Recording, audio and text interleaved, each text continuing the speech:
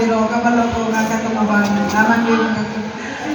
Pasensya mo niyo ko na kung mana kay nakita siya ni Bati.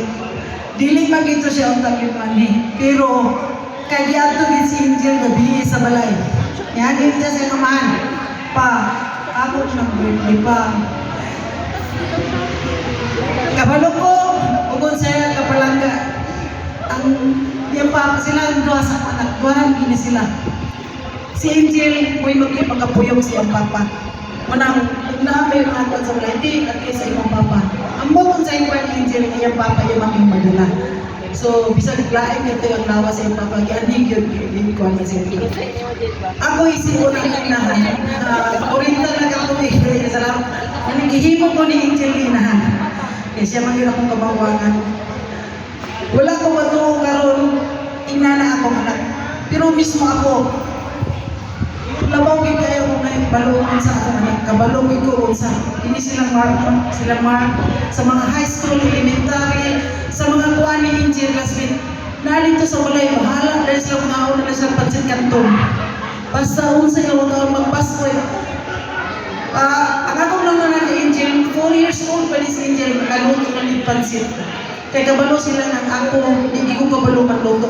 Mahilang ko sa mga kanang Bantog na carbonara yan. kanang masuri na pero kanang mga luto ang ilang amahan na kabaloan ito maluto ilang amahan mo maluto so si Angel ipatungtong niya ng bangko lutuan ito tulungan na niya so 4 years old pa na nagaluto ng pansit sa kanin so kung gano'n na kini si Angel lahi kini si Jan kuha na sa baharapin sila dili kinakabalo man luto, di man laba.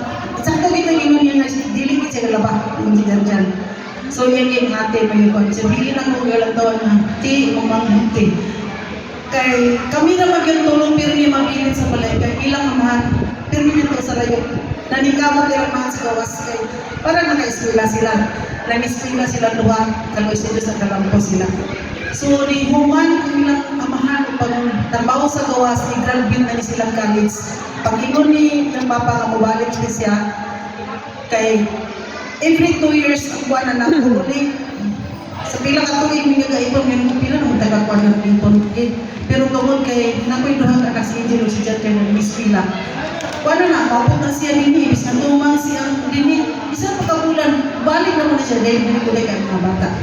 So, yung unahuna silang papa para lagi ni Angel o ni Jan. Ay, haraman sila na naringkamot to. Nakita niya ka rin, check na yun. Ubalik ang tapos siya. Graduate na niya sila doon. Ingon na yung manong. Akong sa pamangka dito, pahuman na lang niya. So, wala na siya ibabalik. Niya ako na ako'y kameraman ng trabaho ko sa una. Si Angel. Kinikit si Angel mo yung akong pagkuhan ng Angel. Ako isa ka adopted na nagkakagalitan si Kuya. Ay isa ka lang laki. Moto ato si Kuya moto adopted na mo ipabilin sa balay mo. Mo ay magtao kaya ako. Ulagaw ko alas 8 muli gabi na. Kaya nga mo, kanin ka ko din para sa ilang. So nakita ko na ako.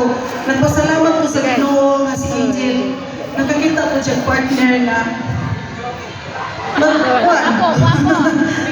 si Jason, kabalo mo kailang mo si Jason. Salamat kay Son sa imong pagmahal sa mga kang Jan, nakita ko siya. Salamat po kayo na himong partner sa mga dili mo nalaban. Kaya naman yung isang mga bata magbato. So, ate, salamat kayo na daghan na gigiging nagmahal sa inyo. Kubon ako na. I love you na. Asa na rin. Ningawat na ba? Stay lang ko. Salamat. Dahil salamat na